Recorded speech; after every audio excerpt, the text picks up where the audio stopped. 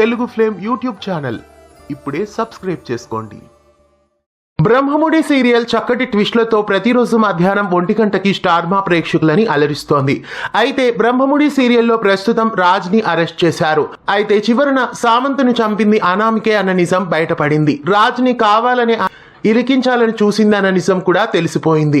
ఇక latest promo ప్రకారం బ్రహ్మముడి సీరియల్లో అనామికకి 14 సంవత్సరాల జైలు శిక్ష విధించారు. నిర్దోషిగా భావించి రాజ్ ని విడుదల చేశారు. కట్ చేస్తే నేను అనుభవించిన దానికంటే ఎక్కువ మిమ్మల్ని అనుభవించేలా చేస్తా అని అనామిక సవాల్ విసిరింది. ఇక రుద్రాని ఇప్పుడు మళ్ళీ కొత్త రూపంలో ఒక సమస్య రాబోతుందా అని అంటుంది. అంతలో కార్ నడుపుకుంటూ ఒక కొత్త క్యారెక్టర్ వస్తున్నట్లు చూపించారు. అయితే ఈ కొత్త క్యారెక్టర్ ఎవరు అన్నది ప్రేక్షకులకి ఇప్పుడు పెద్ద క్వశ్చన్ గా మారింది. ప్రస్తుతం కథలో విలన్ అయిన అనామికను జైలుకు పంపించారు కాబట్టి ఇక కొత్త విలన్ ఇప్పుడు దిగాల్సిన సమయం వచ్చేసింది. కాబట్టి ఈ కొత్త విలన్ ని కథలో ప్రవేశపెట్టారు. బహుశా ఈ కొత్త విలన్ రుద్రాని కూతురై ఉండే ఛాన్సెస్ కనిపిస్తున్నాయి. లేదా అనామికకి సంబంధించిన స్నేహితురాలు కానీ అక్కయ్య కానీ అయి ఉండే ఛాన్సెస్ కూడా కనిపిస్తున్నాయి. లేదా మరెవరైనా పగతో కొత్త క్యారెక్టర్ ని కథలో ప్రవేశపెడుతున్నారో చూడాలి. బ్రహ్మముడి సీరియల్లో మొత్తానికి కొత్త విలన్ దిగుతోంది. ఈ కొత్త విలన్ మరెవరో కాదు, అందరికీ సుపరిచితమైన నటే.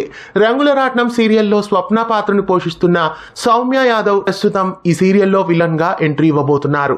ఇంకా ఈమె సీతమ్మ వాకిట్లో సిరిమల్లె చెట్టు, ఉమ్మడి కుటుంబం తదితర సీరియల్స్ లో కూడా నటించారు. ప్రస్తుతం సౌమ్య యాదవ్ బ్రహ్మముడి సీరియల్లో నెగిటివ్ క్యారెక్టర్ లో ఎంట్రీ ఇవ్వబోతున్నారు. రంగుల రాట్నంలో స్వప్నగా సుపరిచితురాలైన సౌమ్య యాదవ్ ప్రస్తుతం బ్రహ్మముడి సీరియల్లో విలన్ గా ఎంట్రీ ఇవ్వడం మీకెలా అనిపిస్తోంది? ఈ కొత్త క్యారెక్టర్ రాకతో సీరియల్లో ఎలాంటి ట్విస్టులు ఉండబోతున్నాయో ప్రతిరోజు మధ్యాహ్నం 1 గంటకి బ్రహ్మముడి సీరియల్ ని స్టార్మాలో మిస్ కాకుండా చూడండి. ఇలాంటి మరెన్నో అప్డేట్స్ కోసం ఛానల్ ని సబ్స్క్రైబ్ చేసి పక్కనే ఉన్న బెల్ ఐకాన్ ని యాక్టివేట్ చేయండి.